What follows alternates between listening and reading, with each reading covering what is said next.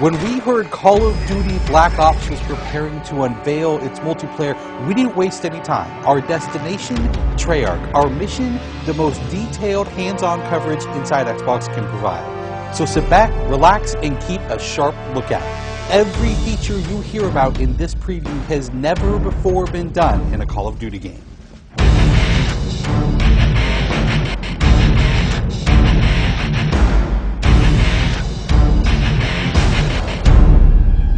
We begin where the multiplayer trailer for Black Ops left off, with theater mode.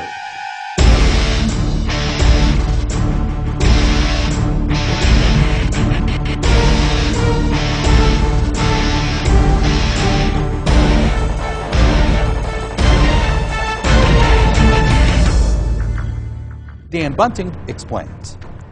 You can switch the camera from any player's perspective in both first person and third person. You can detach the camera and go into free cam mode, which allows you to fly anywhere on the map, basically. It's really interesting when you pause the game and go into free cam, you just see all the particle effects just in their full glory, just frozen in time, and it makes some really awesome footage.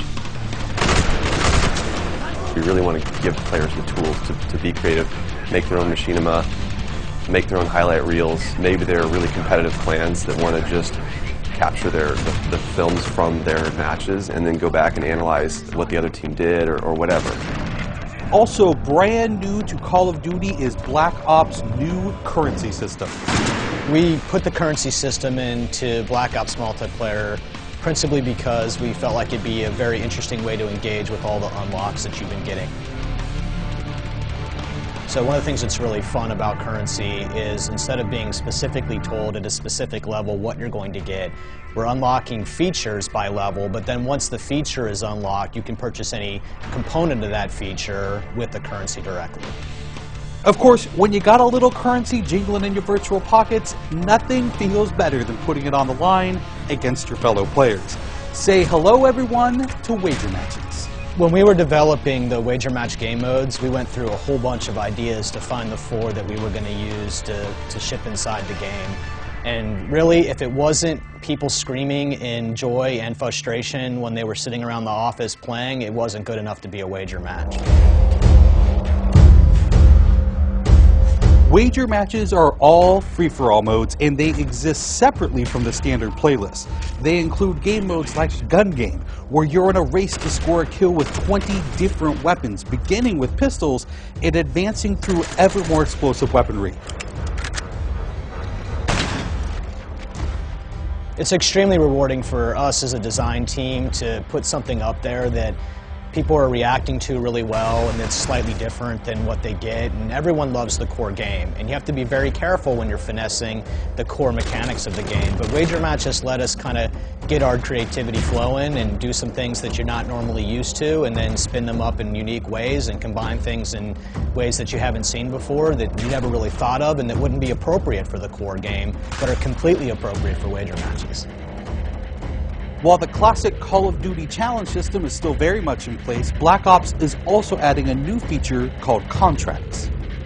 Right, so if you're using the contract system, you actually have to put up a little of your own currency in order for a bigger payday. And depending on the contract, some contracts pay XP, some pay more currency, some pay both.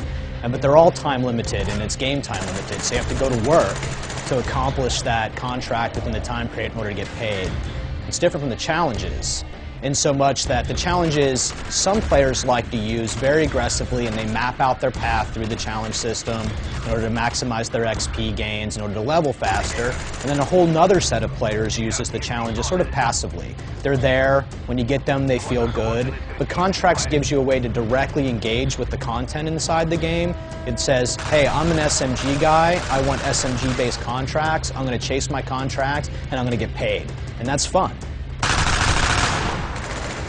Another focus for Black Ops is player customization, including things like unlockable face paint, unique perk-specific character models, and a whole lot of weapon customization.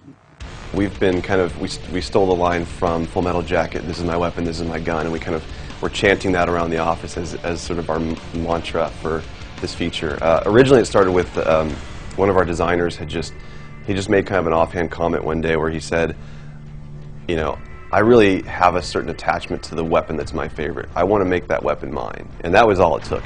So from there it was just, what are the things that are cool? It's like, put your clan tag on your gun, of course. And we've got, the emblem editor by itself is an element of creativity for players.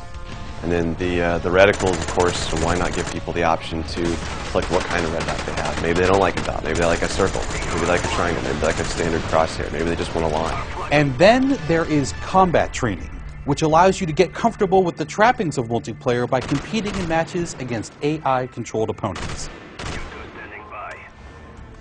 You know, it's our hope that combat training can convert people who are largely single-player gamers who might have, dabbled around in multiplayer but never made that leap to playing online, and give them kind of this experience where they can get familiar with the mechanics and features and systems that multiplayer has, but they can do so at their own pace, they can do so without someone screaming in their ear what a noob they are, and practice up and then join the competitive fold. Experienced players could use combat training to practice up on a particular weapon, a particular tactic, or a particular map. So we think it appeals to both audiences, but most directly, it was designed to help new players get into the mix.